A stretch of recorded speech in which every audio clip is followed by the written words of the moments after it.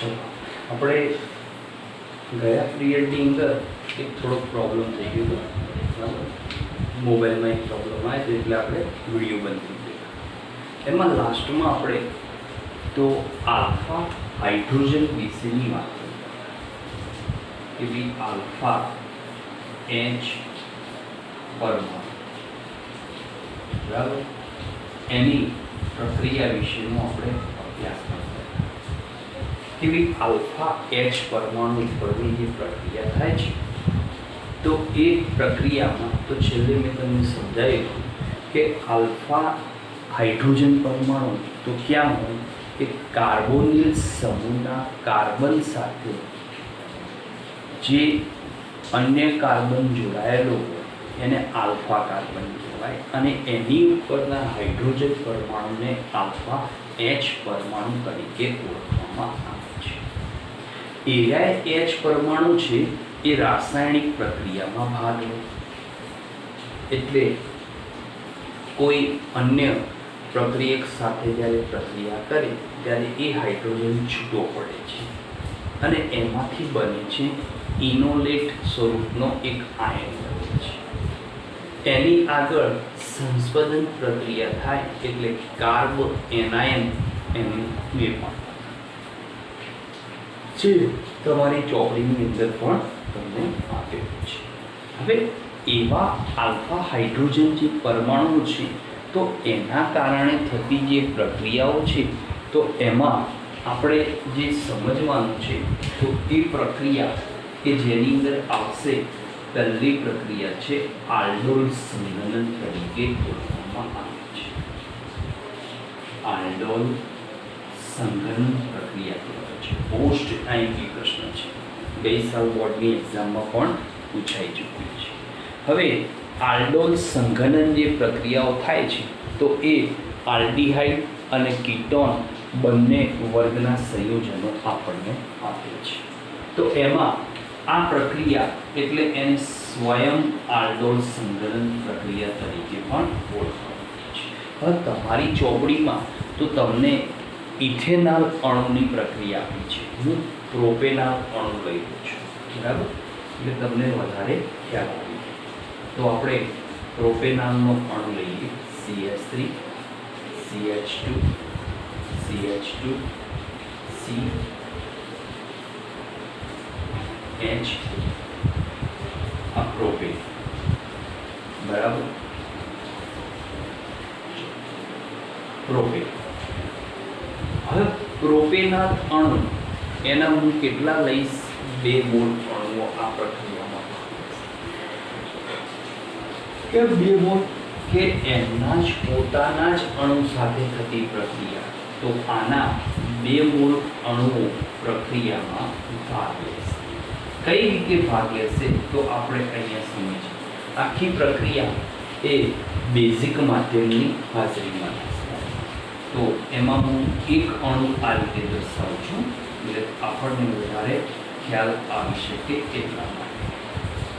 તો અહીંયા C≡OH વત્તા આવો બીજો અણુ કોનો? પ્રોપેનોલ.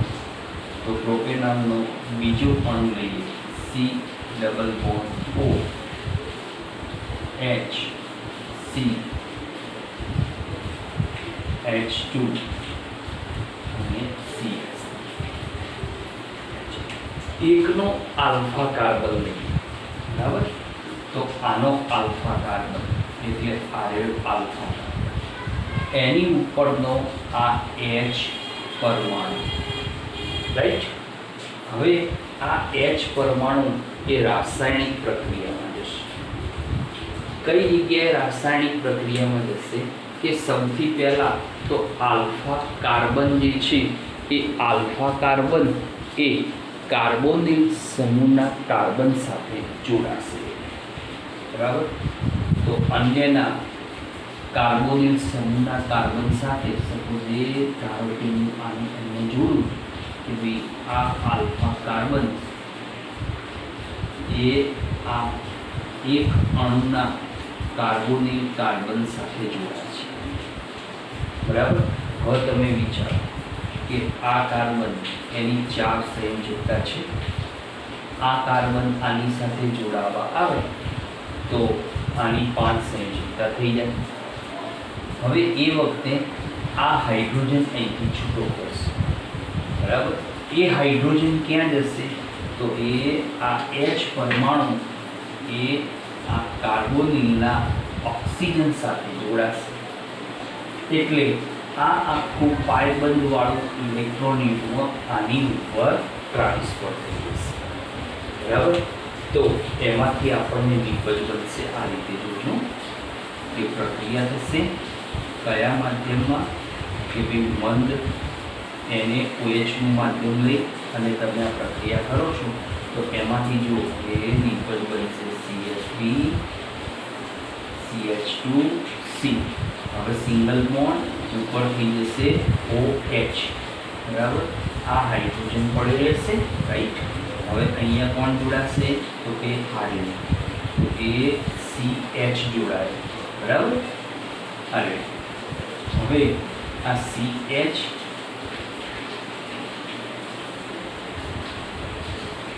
એની ઉપર આ CH3 શાખામાં જશે અને અહીંયા આવશે CH, બરાબર. આ રીતે એક રીતે કરવું છે.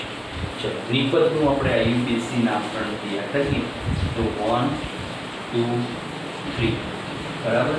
તો 3 ઉપર હાઇડ્રોક્સી એટલે 3 હાઇડ્રોક્સી, 2 ઉપર મિથાઇલ 3 હાઇડ્રોક્સી 2 મિથાઇલ, બરાબર. તો 1 2 3 4 5 પેન્ટેન કયું થશે? પેન્ટેન નામ તરીકે, બરાબર. હવે આગળ એને તમે પ્રક્રિયા કરીએ તો એને ગરમ કરવામાં આવે તો શું થશે? પાણીનો એક અણુ ક્યાંથી દૂર થશે? તો એ જે કાર્બન ઉપર OH સમૂહ છે એ એના જ બાજુના કાર્બન ઉપરથી H પરમાણુ, બરાબર. તો એ પ્રમાણે અહીંયા આપણને નિપજ બનશે CH3 CH2 CH double bond C single bond CH3 CH સંયોજન બને 2 મિથાઇલ, બરાબર. અને 5 કાર્બન એટલે પેન્ટ 2 ઇનાલ, તો 2 ઉપર ઇન અને 1 ઉપર આવ એટલે તમે 1 નંબર ના આપો તો ચાલે, એટલે ઇન વત્તા આવ એટલે ઇનાલ સંયોજન બની જશે, બરાબર. તો સ્વયં આલ્ડોલ સંઘન પ્રક્રિયા કે જેની અંદર આલ્ડીહાઇડના 2 અણુઓ વચ્ચે આ રાસાયણિક પ્રક્રિયા થતી હોય છે. હવે એક બીજી વસ્તુ સમજીએ કે ભાઈ કીટોનની અંદર પહેલા સમજીએ, પછી હું તમને પેલી વિધાન સમજાવી. ચલો હવે કીટોનમાં આ પ્રક્રિયા જોવી છે. તો કીટોનના પણ 2 મૂળ અણુઓ પ્રક્રિયામાં ભાગ લેશે. કોઈ પણ કીટોન લઈ લઈએ તો કીટોનમાં લઈએ કે 2 મૂળ પ્રોપેનોલ એટલે CH3 CO CH, જેને આપણે પ્રોપેનોલ અથવા તો એસિટોન તરીકે ઓળખીએ છીએ. હવે આના 2 મોલ અણુ તો આ રીતે પ્રક્રિયા થશે. 1 મોલ અણુ CH3 C double bond O single bond CH, બીજો CH3 C double bond O single bond CH. કોઈ એકનો આલ્ફા કાર્બન લઈ, આનો આલ્ફા કાર્બન આનો આલ્ફા કાર્બન, આ આલ્ફા કાર્બનને હું કોની સાથે જોડી દઉં તો એ આ કાર્બોનિલ કાર્બન સાથે જોડી દેવા. આલ્ફા કાર્બનને કાર્બોનિલ કાર્બન સાથે અને એની ઉપર રહેલા એક હાઇડ્રોજન પરમાણુને આ ઓક્સિજન સાથે એનું જોડાણ કરવા માટે લઈ છે. તો એની અંદરથી અહીંયા આ પ્રક્રિયા કયા માધ્યમમાં થશે? બેઝિક માધ્યમમાં. તો મંદ NaOH ની હાજરીમાં પ્રક્રિયા થાય તો લિપિડ જોજો આ રીતે બનશે. સી આ એનો CS3 ઉપર મોકલી દઉં છું, બરાબર. આ સિંગલ બોન્ડ બની જશે OH. આ કાર્બન અહીંયા જોડાય, એની ઉપરથી એક હાઇડ્રોજન ઓછો થઈ ગયો, CH2 CO CH, સંયોજન બનશે 1 2 3 4, બરાબર. તો સંયોજનનું નામ થશે 4 હાઇડ્રોક્સી 4 મિથાઇલ 2 પેન્ટેનોન. કયું બનશે? 2 પેન્ટેનોન તરીકે. આને છેલ્લા સ્ટેપમાં ગરમ કરવામાં આવે એટલે પાણીનો એક અણુ થશે. કઈ રીતે પાણીનો એક અણુ થશે? તો અહીંયાથી OH અને એની જ બાજુના કાર્બન ઉપરથી એક હાઇડ્રોજન થશે, બરાબર. તો એમાંથી નિપજ બનશે CH3 CH3 ડબલ બોન્ડ થઈ જશે CH CO CH. 1 2 3 4. તો 4 મિથાઇલ 1 2 પેન્ટ, બરાબર. 3 ઇન 2 1, બરાબર. આ રીતે આપણને એક નિપજનો દેખાય છે. હવે આ પ્રક્રિયા કોણ આપે એ મેં હવે તમને સમજાવવાનું કે ભાઈ ફોર્માલ્ડિહાઇડ એટલે કે HCHO, ફોર્માલ્ડિહાઇડ, અલ્પવિરામ બેન્ઝાલ્ડિહાઇડ, બીજો કયો આવશે? બેન્ઝાલ્ડિહાઇડ. અને ડાયફિનાઇલ કીટોન, જેમાં આલ્ફા H પરમાણુ નથી હોતા. તો તે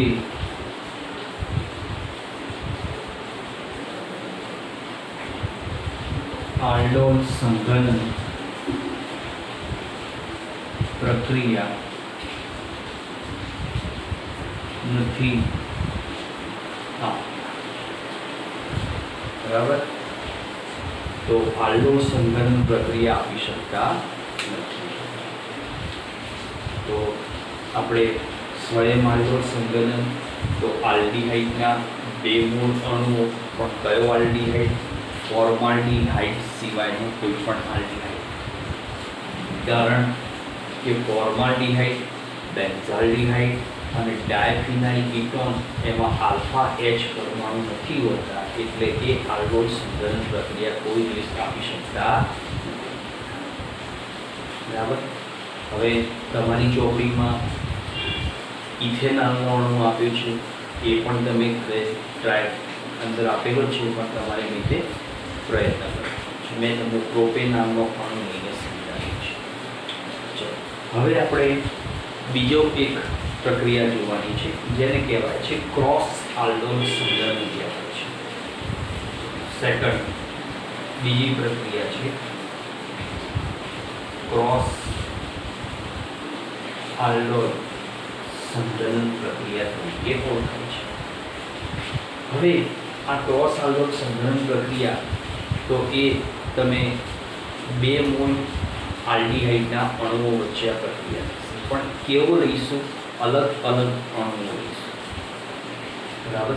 તો એમાં આપણે વાત કરીએ કે ભાઈ ઇથેનોલ અને પ્રોપેનોલ બંનેના અણુઓ લઈને પ્રક્રિયા કરીએ तो અહીંયા ઇથેનોલ તો CH3 CHO વત્તા CH3 CH2 CHO બરાબર આ છે ઇથેનોલનો અણુ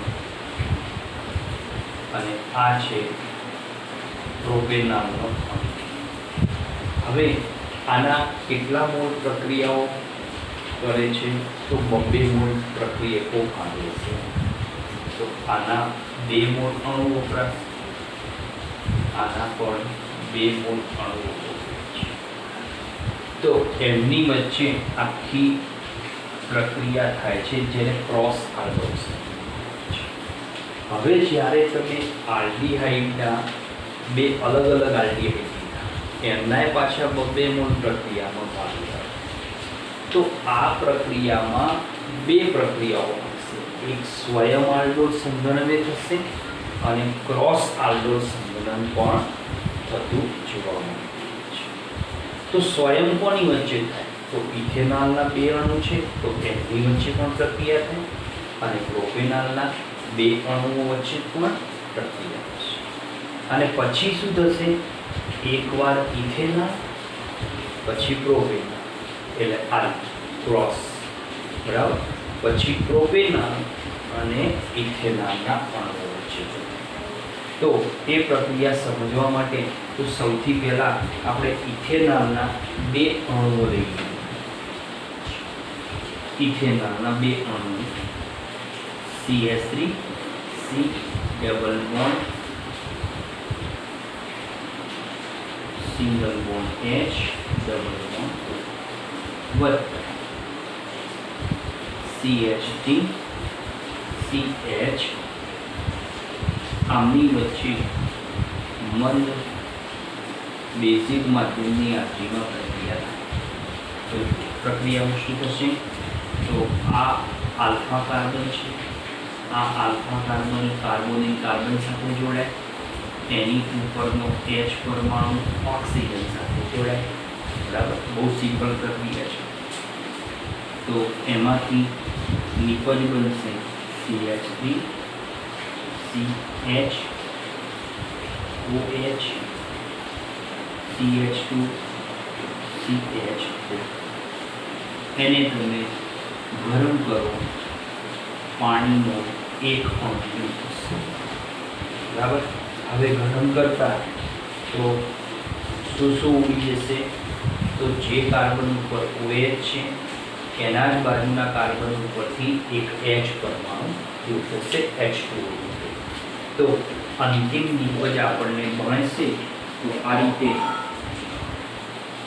CH3 CH double bond CH CH. બરાબર, આ નિપજ બને છે. નિપજનું નામ હશે તો બ્યુટ ટુ ઇનાલ. બરાબર, બ્યુટ ટુ ઇનાલ વર્ગની નિપજ બને છે. બરાબર, હવે આપણે આ વાત કરી કયા 2 અણુ લીધા ઇથેનોલના. હવે આપણે પ્રોપેનોલના 2 અણુઓ વચ્ચે પ્રક્રિયા થાય. આ કઈ કહેવાય સ્વયં આલ્ડોલ સંઘનન અને આ સ્વયં આલ્ડોલ સંઘનન. તો પ્રોપેનોલના 2 અણુઓ તો મેં તમને અહીંયા બતાવી છે આની ઉપરની પ્રક્રિયા, તે જ પ્રમાણે આમાં નિપજ બનશે. છતાંય તમને ફરીથી બતાવી CH3 CH2 C double bond O single bond H વત્તા અહીંયા લઈએ CHO single bond CH2 CH કોની હાજરીમાં થશે મંદ બેઝિક માધ્યમની હાજરીમાં આ પ્રક્રિયા. આ પ્રક્રિયામાં શું થશે, આ કાર્બન પરમાણુનો આલ્ફા કાર્બન એ પહેલા અણુના કાર્બોનિક કાર્બન સાથે, આ એક હાઇડ્રોજન આ ઓક્સિજન સાથે જોડાશે. એટલે એમાંથી નિપજ બનશે CH3 CH2 CH ઉપર OH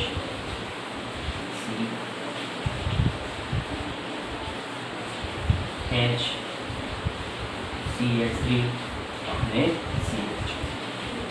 નિપજનું નામ અહીંયા લખેલું છે બરાબર. આની આ 3I2C2 મિથાઇલ પેન્ટેન. એને તમે આગળ ગરમ કરો એટલે ફરીથી પાણીનો એક મોલ અણુ દૂર થશે અને નિપજ બનશે આ રીતે CH3 CH2 CH double bond C CH3 અને CH બરાબર, જેને આપણે 2 મિથાઇલ પેન્ટ 2 ઇનાલ તરીકે ઓળખીએ છીએ. તો અહીંયાથી શું દૂર થયું? OH અને અહીંયાથી આ H. બરાબર. તો પ્રોપેનાલના બે અણુઓની જે મેં સ્વયં આલ્ડોલ સંગ્રહણ પ્રક્રિયા અહીંયા દર્શાવી છે એ જ પ્રક્રિયા મેં ફરીથી અહીંયા તમને દર્શાવી. તો એ નિપજોના નામ આપેલા છે. હવે આપણે જે જોવાની છે ક્રોસ આલ્ડોલ સંગ્રહણ, ક્રોસ કરવાનું છે બરાબર. આ ક્રોસ પ્રક્રિયા આપણે બહુ સમજવાની છે. આપણે ક્રોસ એટલે ચોકડી. ચોકડી દોરવા માટે આપણે શું કરીએ? કોઈ દિવસ આમ નથી કરતા. આ ચોકડી આપણે કરતા નથી. આપણે કઈ રીતે ચોકડી કરીએ છીએ? તો આ રીતે ચોકડી કરીએ છીએ. આ કે પહેલાં આમ કરીએ છીએ પછી આમ કરીએ છીએ બરાબર. તો પહેલી આ રીતની, તો એની અંદર આપણે ગોઠવણી પહેલો ઇથેનોલ લઈશું, બીજો પ્રોપેનોલ લઈશું. તો ક્રોસ આલ્ડોલ સંઘનનમાં પહેલો ethanol CH3 CH double bond વત્તા બીજો પ્રોપેનોલ, પ્રોપેનોલમાં તો એ CHO સિંગલ બોન્ડ CH2 અને C મંદ NaOH ની હાજરીમાં ગરમ કરવામાં આવે તો આ પ્રક્રિયા થાય એટલે શું થશે? એ આ આલ્ફા કાર્બન આવે એ પહેલાના કાર્બોનિક કાર્બન સાથે અને એની ઉપરનો એક હાઇડ્રોજન ઓક્સિજન સાથે જોડાશે બરાબર. એટલે આપણને નિપજ બનશે આ રીતે CH3 CH OH single bond C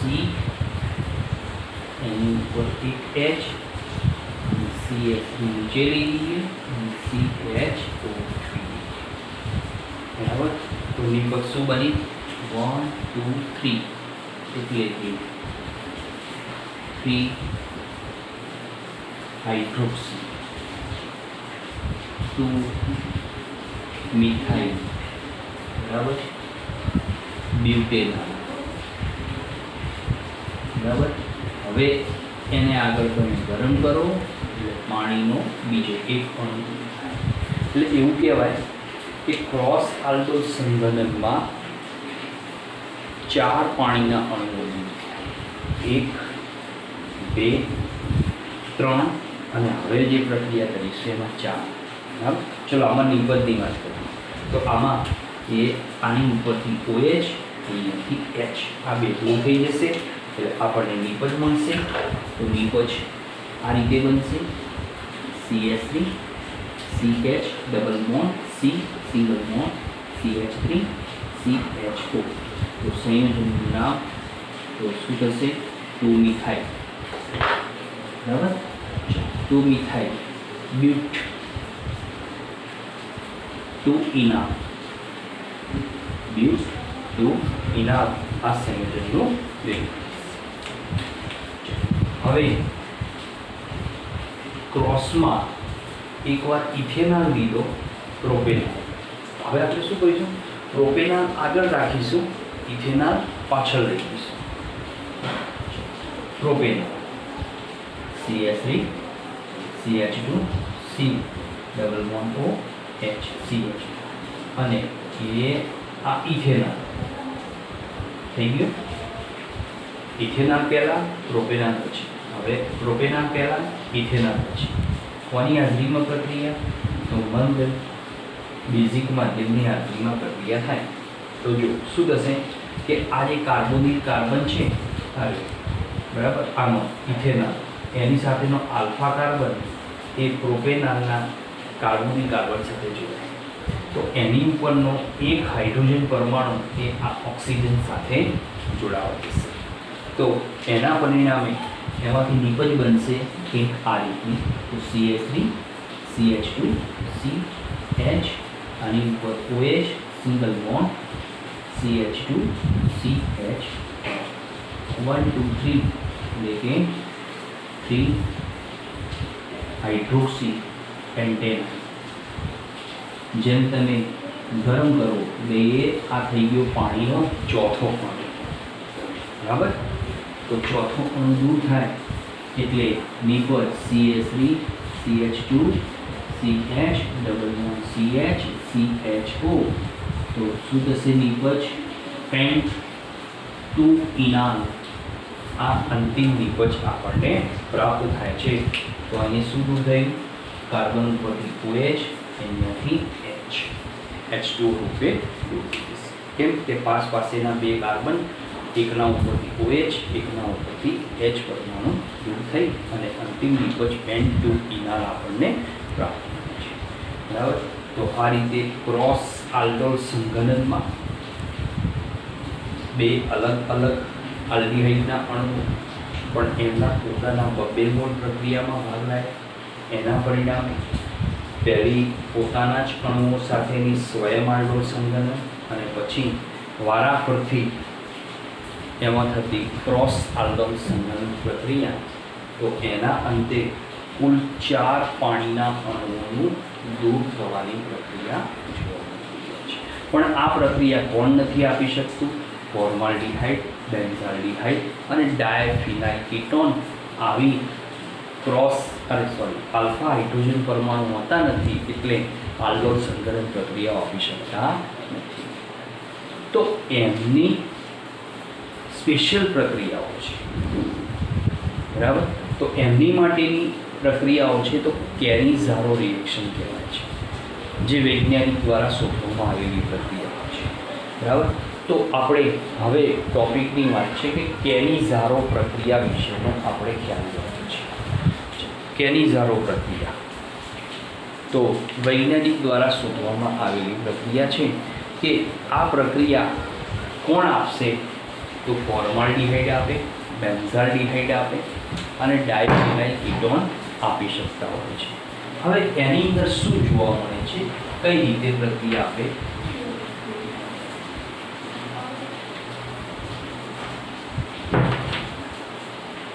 તો એ પ્રક્રિયા, તો એની અંદર ફોર્માલ્ડિહાઇડના બે અણુ વપરાશે. બરાબર, જેને વિષમીકરણની પ્રક્રિયા કહેવાય છે. કેમ વિષમીકરણની પ્રક્રિયા? કે એ પ્રક્રિયામાં એક અણુનું ઓક્સિડેશન થશે ફોર્માલ્ડિહાઇડના અથવા બેન્ઝાલ્ડિહાઇડના, તો બીજા અણુનું રિડક્શન થતું હોય છે. એના બે મૂળ વપરાશે. તો એ સમજવા માટે આ તમે આખી પ્રક્રિયા વ્યવસ્થિત રીતે તમારી બુકની અંદર તમારે નોંધી બરાબર.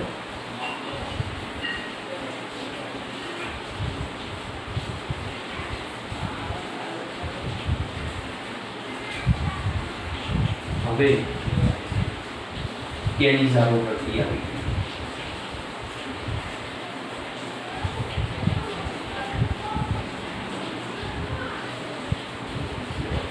એ પણ બેઝિક માધ્યમમાં જ પ્રક્રિયા થાય છે. પ્રક્રિયાનું નામ છે કેની-ઝારો પ્રક્રિયા. કોણ આપશે? તો જેની પાસે આલ્ફા હાઇડ્રોજન પરમાણુ નથી એમની માટે. એવી જે આલ્ડીહાઇડમાં આલ્ફા H પરમાણુ ના હોય તે આ પ્રક્રિયા આપશે. તે આ પ્રક્રિયા આપશે. કોણ આપશે? તો પહેલો ફોર્માલ્ડિહાઇડ આવે, પછી બેન્ઝાલ્ડિહાઇડ અને ડાયફિનાઇલ કીટોન. બરાબર, આપણે એમાં ફોર્માલ્ડિહાઇડ લીધું. ચલો ફોર્માલ્ડિહાઇડ HCH, એના કેટલા મોલ વપરાશે? 2 મોલ અણુઓ પ્રક્રિયામાં ભાગ લેશે. કયા માધ્યમની આકૃતિમાં એમાં પ્રક્રિયા થશે? તો ભાઈ ધારો કે KOH, મંદ જલીય KOHના માધ્યમની આકૃતિમાં પ્રક્રિયા થાય. તો જોયું કે આ અણુમાં શું થશે કે એક અણુનું ઓક્સિડેશન થશે અને બીજા અણુનું શું થશે? રિડક્શન. કે વિષમીકરણની પ્રક્રિયા છે. ચલો એક અણુનું ઓક્સિડેશન, તો ફોર આલ્ડિહાઇડનું ઓક્સિડેશન શું આપે? આલ્કોહોલ. બરાબર, તો એ એકમાં શું મળશે? CH2, સોરી, એકમાં આલ્કોહોલ બનશે, CH3OH બનશે. બરાબર, અહીંયા આલ્કોહોલ બનશે. એક પર શું થયું? ઓક્સિડેશન, તો CH3OH બનશે. હવે બીજા અણુનું શું થશે? રિડક્શન થશે. તો રિડક્શન થાય એટલે એમાંથી શું બનાવશે? તો આ રીતનું એક ફોર્મેટ બનાવશે, HCOOK, પોટેશિયમ આપણે ફોર્મેટ. બરાબર, ફોર્માલ્ડિહાઇડનો ફોર્મેટ બનાવશે. તો ફોર્માલ્ડિહાઇડના એક અણુનું ઓક્સિડેશન આલ્કોહોલ આપશે, બીજા અણુનું રિડક્શન એ એનો એસિડનો ક્ષાર બનાવશે, એટલે કે ધાતુનો એસિડનો ક્ષાર બનાવે, એટલે એને વિષમીકરણની પ્રક્રિયા તરીકે ઓળખવામાં આવતી હોય છે. ચલો બેન્ઝાલ્ડિહાઇડ. બરાબર, તો બેન્ઝાલ્ડિહાઇડ, બેન્ઝીન ઉપર CH2, કેટલા મોલ અણુ પ્રક્રિયામાં જશે? ભાઈ 2 મોલ અણુઓ ભાગ લેશે. કોના માધ્યમની હાજરીમાં? તમે KOH લો, NaOH લો તો પણ ચાલે, NaOH લો તો પણ ચાલે. તો એકમાં તમને શું મળશે? તો બેન્ઝીન ઉપર CH2OH, બેન્ઝાઇલ આલ્કોહોલ બનશે, બેન્ઝાઇલ આલ્કોહોલ. અને બીજામાં શું બનશે? તો બેન્ઝીન ઉપર COOK, પોટેશિયમ બેન્ઝોઇટ બનશે. શું બનશે? Potassium benzoate. તો બેન્ઝાલ્ડિહાઇડના એક અણુનું ઓક્સિડેશન બેન્ઝાઇલ આલ્કોહોલ અને બીજા અણુનું રિડક્શન તો પોટેશિયમ બેન્ઝોઇટ, જે બેન્ઝોઇક એસિડનો ક્ષારનું એક સંયોજન તરીકે ઓળખવામાં આવતું હોય છે. તો એ પ્રક્રિયા આપણને આપે છે. બરાબર, તો આ થઈ ગઈ કેનિઝાર પ્રક્રિયા તરીકે ઓળખવામાં આવે છે. હવે છેલ્લી પ્રક્રિયા તમારા અભ્યાસક્રમમાં આપી છે આલ્ડિહાઇડમાં, તો એ પ્રક્રિયાનું નામ છે ઇલેક્ટ્રોન અનુરાગી વિસ્થાપન પ્રક્રિયા તરીકે ઓળખવામાં આવે છે. ઇલેક્ટ્રોન અનુરાગી વિસ્થાપન પ્રક્રિયા, બરાબર, જે ફક્ત કોણ આપે? બેન્ઝાલ્ડિહાઇડ. બરાબર, તો ઇલેક્ટ્રોન અનુરાગી વિસ્થાપન પ્રક્રિયા કોણ આપશે? બેન્ઝાલ્ડિહાઇડ આપશે. તો એ આ બેન્ઝાલ્ડિહાઇડ. બરાબર, બેન્ઝીન ઉપર CH. એની તમારા અભ્યાસક્રમમાં એક જ પ્રક્રિયા આપી છે, નાઇટ્રેશન પ્રક્રિયા આપી છે. તો નાઇટ્રેશન કરવા માટે આપણે શું વાપરીએ છીએ? સાંદ્ર HNO3 અને H2SO4 ની હાજરીમાં આખી આ પ્રક્રિયા થાય 333 કેલ્વિન તાપમાને. તો એમાંથી તો આલ્ડિહાઇડ સમૂહ મેટા નિર્દેશક અસર ધરાવે એટલે શું મળશે? CHO મેટા સ્થાનમાં નાઇટ્રોજન, એટલે મેટા નાઇટ્રો બેન્ઝાલ્ડિહાઇડનું નિર્માણ કરે છે. બરાબર, તમે ક્લોરિનેશન કરો તો મેટાક્લોરો બેન્ઝાલ્ડિહાઇડ, બ્રોમિનેશન કરો તો મેટાબ્રોમો બેન્ઝાલ્ડિહાઇડ. બરાબર, આ રીતે એ પોતે રાસાયણિક પ્રક્રિયાઓ આપતી હોય છે. તો ઇલેક્ટ્રોન અનુરાગી વિસ્થાપન પ્રક્રિયામાં તમારા અભ્યાસક્રમમાં બસ આટલી જ પ્રક્રિયા તમને આપેલી છે. હવે જો આલ્ડીહાઇડ અને કીટોનના તમને ઉપયોગો આપેલા છે.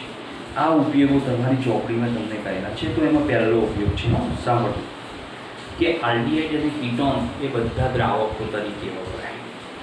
બીજો ઉપયોગ પ્રક્રિયક તરીકે વપરાય. ફોર્માલ્ડીહાઇડ એનું 40% સાંદ્રતાવાળું દ્રાવણ એટલે ફોર્મેલિન કહેવાય છે. અને એ શા માટે વપરાય? તો જૈવિક નમૂનાઓનું રક્ષણ કરવા માટે. બીજો ઉપયોગ ફોર્માલ્ડીહાઇડ કેમ વપરાય? બેકેલાઇટ નામનું રેઝિન બનાવવા માટે, જે પોલિમર ચેપ્ટરમાં તમે ભણશો. યુરિયા ફોર્માલ્ડીહાઇડ નામનો ગુંદર બનાવવા માટે વપરાય. અન્ય પોલિમર પદાર્થોની બનાવટમાં ફોર્માલ્ડીહાઇડનો ઉપયોગ થાય છે.